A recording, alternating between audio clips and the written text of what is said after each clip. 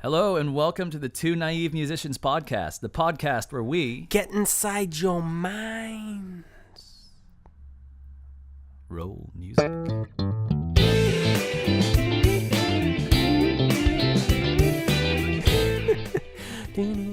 Okay, So, hello everybody, welcome back. welcome to the Two Naive Musicians the podcast.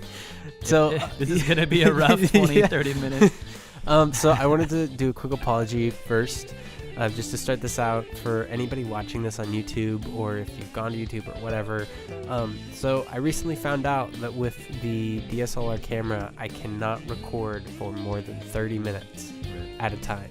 So if the podcast ever goes over 30 minutes, like it did the last week, then we lose footage at the end. Yeah. So this is a pre-warning. It might go over. If it does, you're just going to see our logo and have to listen like the rest of everybody else. But on the bright side, you won't have to watch us talk. Yeah, you don't have to see our gross faces. Yeah.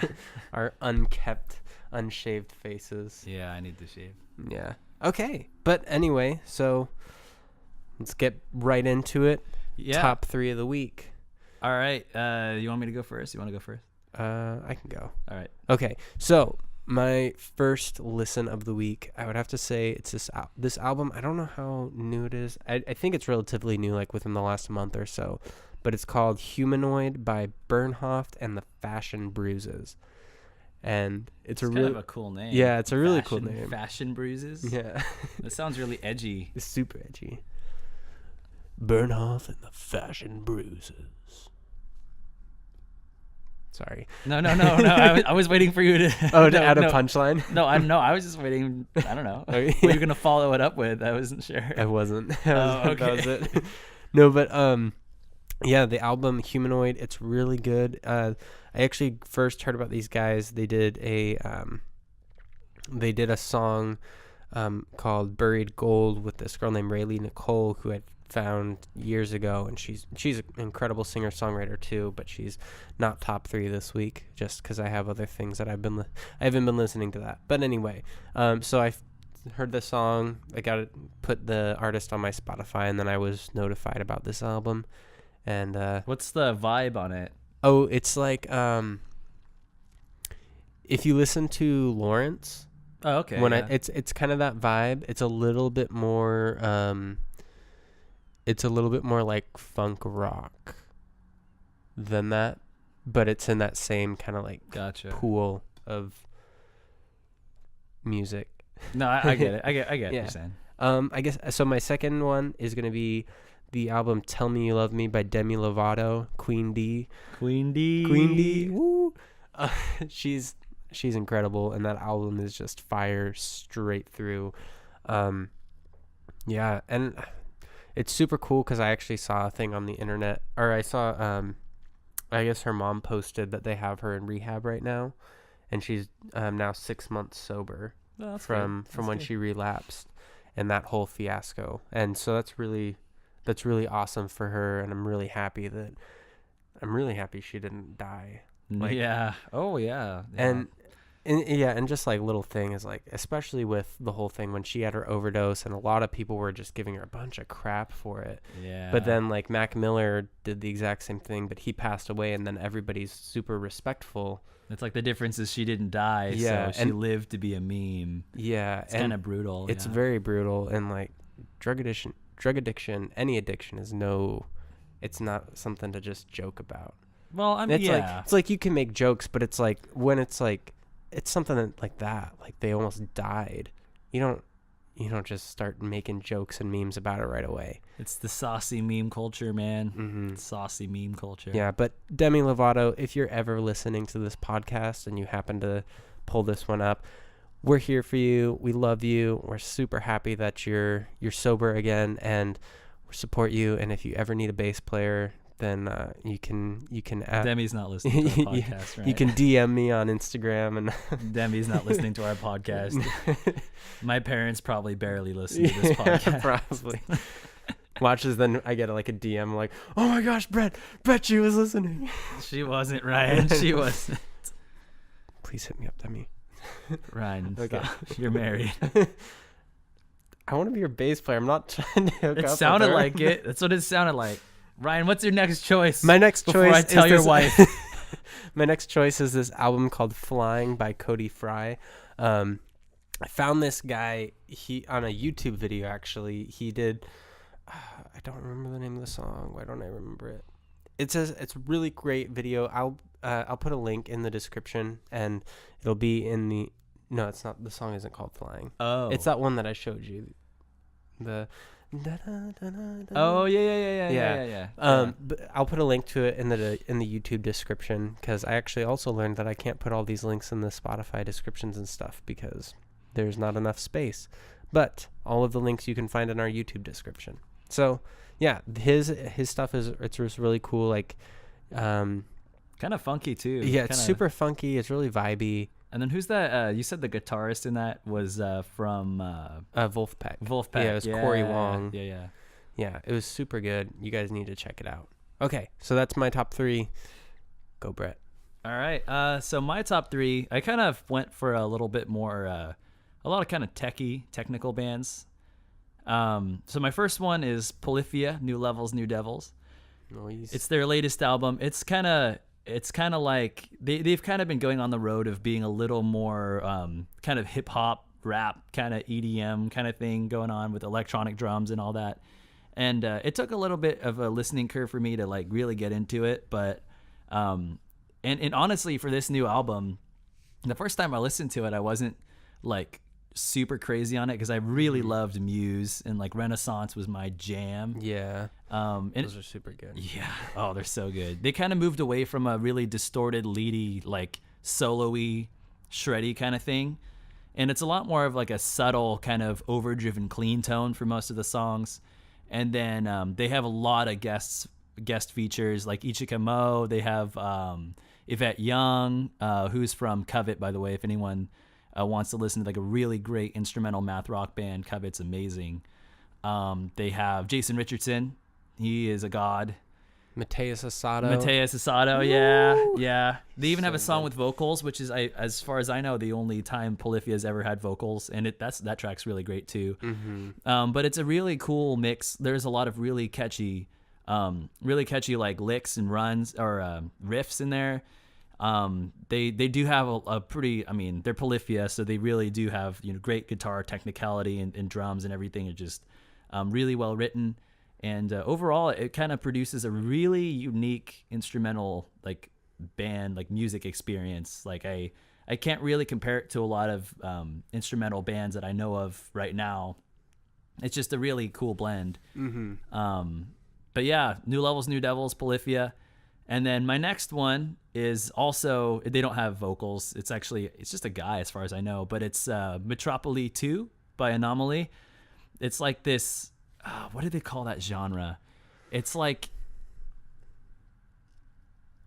well, I've heard it described as down tempo is what I've heard it's called, but I've also heard it called jazztronica, which is what I would probably call it. That sounds cool. It's That sounds really cool. really cool. Yeah. So it's like really crazy jazzy R&B kind of piano, and then like electronic drums and stuff. And the songs are just super cool. Really just like, there are some crazy, insane, just like jazzy runs on the piano. And it's really awesome, really chill, really great vibes to it. It's the newest release by by Anomaly. Metropole 1 was a jam too. But oh yeah, this one's just as good, if not better. And then my last pick is going to be a little heavier than the first two. And this one's been out for a while for anybody who listens a lot to Periphery, but it's their latest release, and I've just been digging it ever since it came out, which I believe is like 2 years now. They're working on Periphery 4, but Periphery 3 is great. It's really cool. It's got like each Periphery album, 1, 2, 3, each one had a slightly different vibe, and Periphery 3 has a lot of strings, a lot of really chorusy kind of vocals, just stuff like that. Some of the songs are a little more straightforward than maybe they've done before, with kind of verse chorus and stuff. But I like it a lot. I think it's a really great album overall. So Yeah. yeah, those are my top 3. Sweet. So if you guys want to check all those out, links are in the description to all the Spotify links are in the description on our YouTube, and yeah, you can go ahead and check all those out. Okay, so this week we're talking about the mind of a musician and the mindset you have to be in.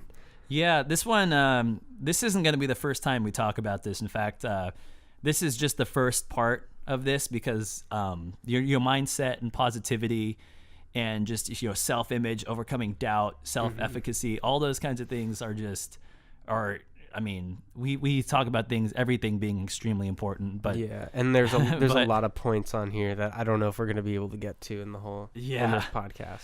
Yeah, because each one of these could easily be their own podcast, which they might well be eventually. But for the most part, we're going to be talking about just knowing what your talent is worth, and knowing, we all, no matter at what level you're at, we all have the doubt of, am I really good enough to be doing this? We get feelings like we want to give up sometimes when we don't reach our goals when we want to. Setbacks, all kinds of stuff. We all encounter those roadblocks. Yeah, I have those days where it's just like, yeah, I suck at this. I should just stop playing. Yeah, and playing music, it's not always fun. It's being a musician and playing music is, like, to me and to most people, I'd imagine, is one of the most fulfilling things there is in life. If you really want to be a musician and that's what your passion is. But even then, it's not fun every day. And there are days where you just want to quit, and it's so frustrating, and you're just not getting something down, or things aren't going your way, and it just doesn't seem worth it. And so this podcast is about, being positive, sticking to your goals, sticking to your guns, and trying to be satisfied with your own work, and maybe reaching that next level and getting closer to your aspirations. New levels, new devils. New levels, new devils. Okay, so I guess feeling worthy of your goals. Bret, do you know what you're worth as a musician? Yeah, I can get into that. So I'm worth about $25 an hour. Minimum 2 hours. That's my studio rates right Which now. I hear is still pretty cheap, is what I hear. That's what they said. It's still pretty cheap for Salem. Huh. As far as I know. Maybe I'm now worth $30 an hour. I mean, whatever they'll pay you. Yeah. But positivity, a big part of that is knowing your worth as a musician. So, excuse me. Making music and that skill and that ability and being able to entertain others, write your own music, perform, all that kind of stuff. It may seem like to you that, it's a skill everybody can do, because you can do it and tons of other people who can do it.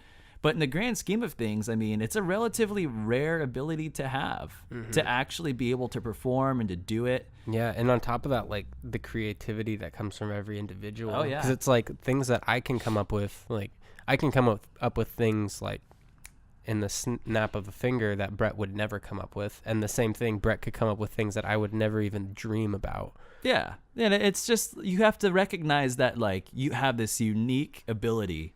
And even if it's not where you want it to be yet, it's still an ability that not everybody has. Yeah. It's an ability that is worth money, that could be worth money if you know what you're doing with it. Yeah, if you know how to market it. Yeah. Like, it's like people every day make full-time livings just playing music. Yeah, so... go ahead. Yeah, it's something that's worth things. Yeah, so, and think of all the, last time you watched a show... there's theme music through the whole thing. A movie, there's theme music. There's music everywhere. Like, music inspires people. It saves lives. You see it in everywhere you go. You go in stores. You go in. It's just like music brings so much to the world, and you get to be part of that. And that's just like a really great thing. And it's like even if you're practicing one day and there's a riff you can't do, and it's like, man. What am I doing? Why am I wasting my time? It's like, just recognize that it's about, you're still worth a lot as a musician, and you're going to get there. You just have to understand that it's things take time. Yeah. And sorry to cut you No, off. go ahead. Go ahead. Yeah, I was kind of but, going off on a tangent anyway. Yeah, but I mean, like, so one of the things with Highway 357 is the band that I'm in. One of the big pushes is like to help with like suicide prevention and stuff. And it's the other night we had a gig where a guy actually, after Tim, the lead singer, had gone over his story, and we played some of the songs, and kind of all of us in the band got like a new perspective on all the music after hearing his story behind the music. But like there was a guy there who actually like started crying after hearing the story and being like, and he told Tim, he's like, yeah, there's like nobody's been ever been able to explain what I'm feeling and this pain that I have, like, and I relate with what you're saying so much. And it's like, there's so much worth in being a musician that I feel like people don't recognize.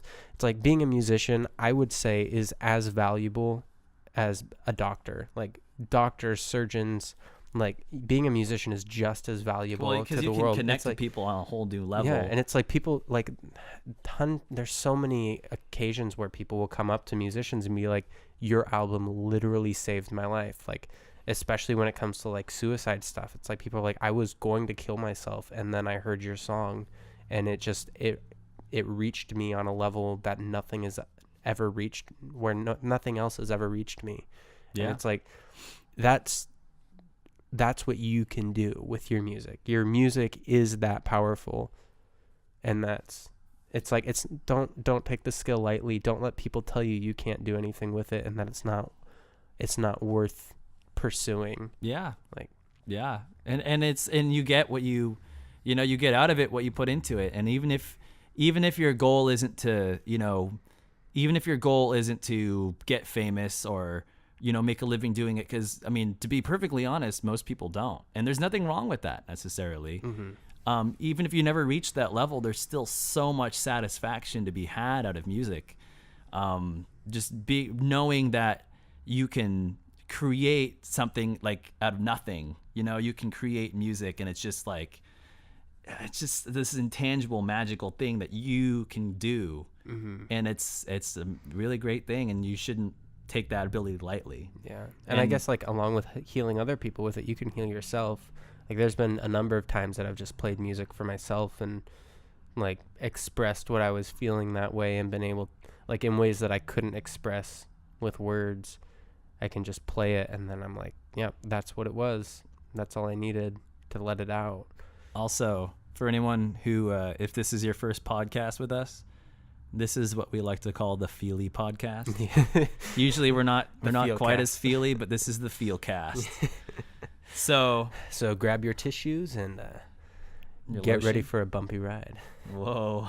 We're not feeling like that. We're not feeling that. Stop. Get your head out of the gutter. But so just know that you'll get there. Mm-hmm. Everybody has room for improvement. No matter how good you are, everybody has room for improvement. No matter how insane of a musician you are, like I do, no matter, like, if you aren't where you want to be right now, there's still value in what you're doing, and you're not wasting your time. Yeah. And then that kind of comes with overcoming adversity. So that's another really big part. And I can guarantee you, no matter what level you're at, even if you're just starting learning an instrument, if you're way down the road and you're trying to get signed, there will be roadblocks. Mm-hmm. It's and whether it's like, oh, this F bar chord is killing my hands, or it's like I have like wrist pain. I have tendonitis. Yeah. I had TFCC. Like I've had a lot of issues with my wrists, and a lot of that came from like my previous job. And then when I started, I didn't have very good technique, so I screwed myself. Yeah, and I'm still dealing with it. And like, I mean, like I've been able to work through it a little bit, like doing exercises and stretching and just being really conscious of it. But I mean, right there, that's a huge roadblock for me that kind of holds me back from places that I'd like to be at. Yeah. And then, I mean, I like, there's people like parents, friends, family who are just like, no, get a real job. Well, I mean, you do. Well, that's the bright side, but right. But they're like, why are you spending all your time doing this music stuff? Why are you doing a podcast? Why are you making YouTube videos? Like, just do your real job, make money or whatever. Mm-hmm. Like, especially when I stopped going for my plumbing because I was in a program to be a plumber, and I just got to the point I'm like, this isn't what I want to be doing. Yeah. And I was like, I'm literally wasting my life doing this. Like, I'm just I can't do this and do music. Like, there's a lot of people who do, but it's like I like mentally couldn't do both of them at the same time. And it's like if I want to do something that I feel like I'm actually doing what I'm supposed to be doing and genuinely happy doing, and I feel like at that point it's better for my family to be doing that, because maybe we don't make as much money, but I'm genuinely enjoying my life. And if I'm enjoying my life, then I can enjoy my family and be more present in their lives. Yeah. Yeah. So anybody who's been hating on me for this, like, this is your Whoa. this is me calling you Goes out. from the Philly podcast to the call out podcast. Yeah. Gonna SWAT their house. Yeah. No, but yeah, that's exactly how it is. Like, there's so many. Yeah. No, that's a big one. People telling you that, it's not worth it. Mm-hmm. Other people telling you you're not good enough. Even other musicians will tell you that kind of stuff. Promoters will tell you that. Even you'll hear all kinds of stuff. Music critics. All kinds of stuff like that. Mm-hmm.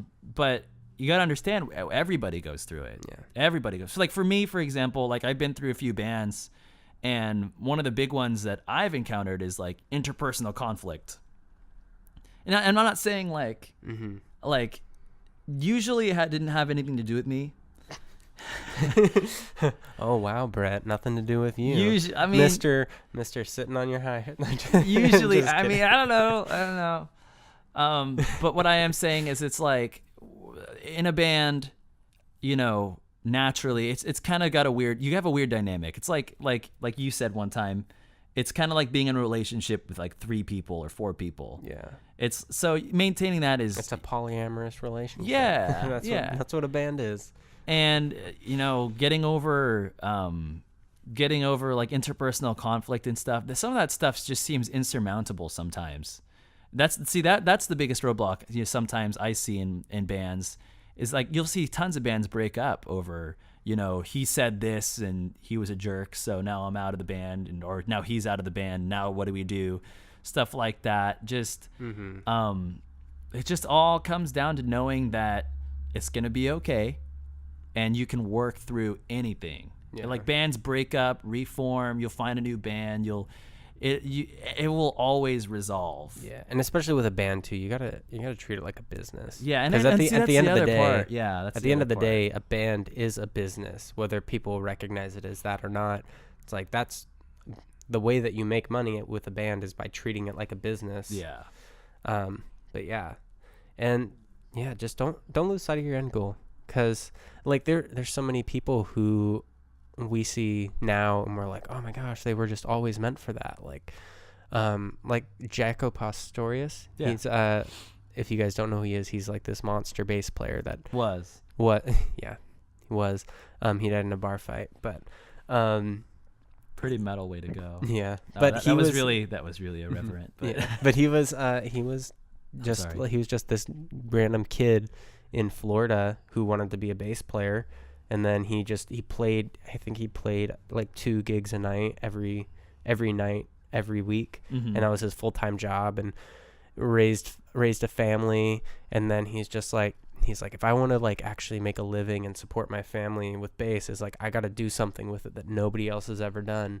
And then he went and became Jaco Pastorius and like recorded his album, and people listened to it and they're like, what the hell is going on? Because nobody had ever heard anything like that before. Mm-hmm. The way that he was playing, the way that he was like playing melodies on the bass, and people were like, what? You can play melodies on the bass? And he's like, yep, I did it.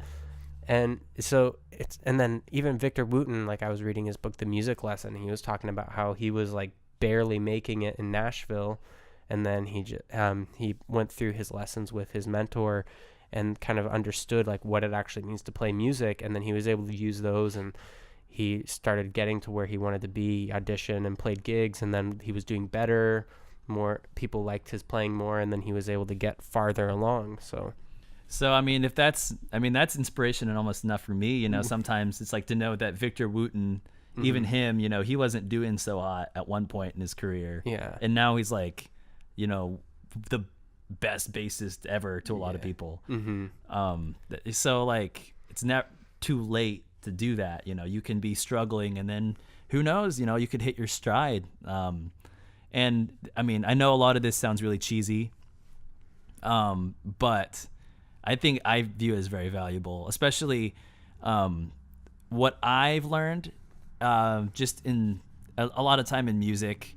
And fun fact, I visited a Sikh temple one time for school, and this is one thing they told me about like positivity in life and stuff. And one of the things they said was that to view adversity and failure as like a good thing. It's like a gift to you, and that weirded me out. And it sounded like something cheesy from like a fortune cookie or something.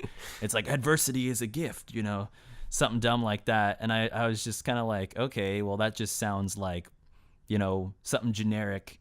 But I mean, obviously I didn't say that because the guy was really nice. But he was actually onto something, and he explained it a little bit more. And it was that you get this opportunity to overcome it and be more than you were before. So it's like, as a musician, and again, that sounds cheesy, but if I put it in the music standard or terms, maybe it'll put it better in perspective. But like, say for example, you're in this band and you guys are playing a show, and you have a bad crowd turnout, and it doesn't go the way you want it to, and you don't reach the fan outreach that you wanted to. Well, it's good that you had that experience because you know what you did wrong. You're like, oh, well, maybe we didn't sell enough tickets. Maybe we didn't promote. Maybe we were playing for the wrong crowd. Maybe we should try a different venue. Maybe we should. And then next time you have that happen, it shouldn't happen. Like, that shouldn't happen again. You have all these opportunities to make sure these bad things don't occur again. Things with like viewing your band as a business, interpersonal conflict like that.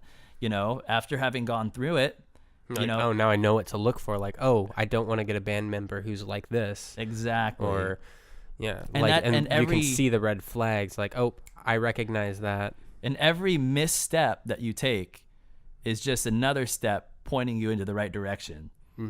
Because every single mistake you make will get you closer and closer to where you want to be. Yeah. This all to say, it's okay to fail. So go out and do some failing. Yeah, that's a long-winded fortune cookie explanation for if you mess up, good. Mess up some more. Yeah. But try to learn from when you mess up. Yeah, definitely. Okay, I don't think we're even going to get to the second part. Let's just focus on this. Yeah. Yeah. We'll save the second half of it for next week, but. Yeah. But the last thing I guess we'll have time for, and this is a big part in trying to be satisfied with what you've done, and is to make small realistic goals. So, and that's not to say you don't want to be like, oh, well, someday I want to be able to play, I don't know, what's a big stadium? Wembley Stadium, yeah. Say one day I want to play Wembley Stadium. Yeah, that's one of my goals. Oh, that'd be freaking awesome. Oh yeah, that's like, yeah, of course. That's the dream. But that's not a short-term goal. Right. That's that could be something in the back of your mind that you want to get done. But for now, it's about making short goals that are within your reach. Yeah, and even if tangible. Or not even but they're tangible. Like, but yeah, like even that, like just taking the big goal. Like, I want to play at Wembley Stadium. And it's break like it down. Yeah, and break it down. It's like, okay, well, here's the end goal. Let's backtrack. Okay, what steps do I take? Okay, before Wembley Stadium, I obviously have to be a part of a band that's big enough to play at Wembley. Okay, how do I find a band that's big enough to play at Wembley? Okay, well, I could either try to find one that's already around, or I could start my own and work us up there, and then you pick which one, and then just kind of break it down. It's like, okay, so if I want to be able to do this, this, and this, first step, I need to learn how to play a C major scale. Yeah. And then you learn that, and you're like, okay, step one done. Now, next step to getting to Wembley. And yeah, just break it down like that, and then it just becomes like, yeah, instead of, oh, I'm never going to play there. It's like, oh, sweet, I achieved the goal. I'm one step closer. And that way you're getting stuff done and you're working towards that achievement. And the nice thing about that is, I mean, I can almost say with almost absolute certainty that I'm never going to play Wembley Stadium. But even if I set that goal and I set up those small goals to get there, dude, like if I go as far as I possibly can, even if you don't get there, you'd be like, you're gonna be happy. You're like, I'm totally fine with You just having achieved played so like many Rose things. Garden here in Portland or something. Like, I mean, think about all the things you would have achieved along the way. You would have achieved a band. You would have learned how to play your instrument really well. You would have learned a lot about live sound. You would probably would have had a lot of really big gigs. Oh yeah, gotten some really good fans. It's like, and part of those short-term goals is just like is being organized with them. God, how are we on time? It just went off on the video. Oh, Sorry, everybody. man. Sorry for you watching the video. We just didn't make it. And there's a lot of material to go over. We're not even halfway done, so Yeah. we're like almost halfway done. Yeah. I mean, we've kind of hit all the big points. Let's finish off this one, and then we'll call it a week. Sounds good. But yeah, so it's hitting those small goals. Small goals are what get you where you want to be. Yeah, so in your local scene. So, going back to the local scene, that's like for me that was like first goal. Well, one of the first goals is get a show in your local scene. Cool, you got a show in your local scene. Now I gotta make friends in the local scene. Now I have to. I want to do a show with this band over here. What's it gonna take to do? What's it going to take to network with this band to try to get a show with them? Well, I should probably go to one of their shows. And then I should probably get a decent-ish following. How do I get a decent-ish following? Well, I make social media and I come out with these releases and I keep up on, statuses and posts and and it's just all about those little goals working up, and then all of a sudden you're doing the show with the band you set out to play a show for, and then okay, what's next? Well, now I've networked with this band and now I want to do this show with this other big band, and eventually, you do the same thing. Well, how am I going to get there? Well, I should probably, play some shows with them and then get to know them, blah, blah, blah. And it's just those bite-sized goals are what's going to get you real progress. And it feels good to know that you're able to achieve them instead of setting something that's just really big and really distant and then feeling hopeless as you're trying to work towards this like really long end goal. Yeah. So. Yeah, small bites, and along with that, you get the failure in there. Take that small goal, and then you fail on a small goal. It's a lot easier to pick yourself up. Yeah, and it steps you a little bit closer to your real goal. So. Yeah, cool. So thank you, everybody, so much for listening to the Two Naive Musicians podcast. If you guys enjoyed this, you can rate us 5 stars on iTunes. You can subscribe to us on iTunes and on Spotify. Or you can hurt our feelings and rate us 4 stars or lower. Oh, you jerk. I'm watching you. I know you're doing that. No, you don't. Yeah, I don't. You don't know. But I will find out. There it is. Yeah. So they made the dark web for a reason. Yeah. I'll watch you guys through your webcams. Yeah, but you can also find us on Instagram at 2 Naive Musicians. We're on Facebook. We have a YouTube where you can watch a video version of this podcast, even though it cuts off at the end every time. But it's pretty cool for the first part. So yeah, those are all the places you can find us, and I guess we'll see you guys next week, and we'll try to finish off this topic. So peace out. Whoop.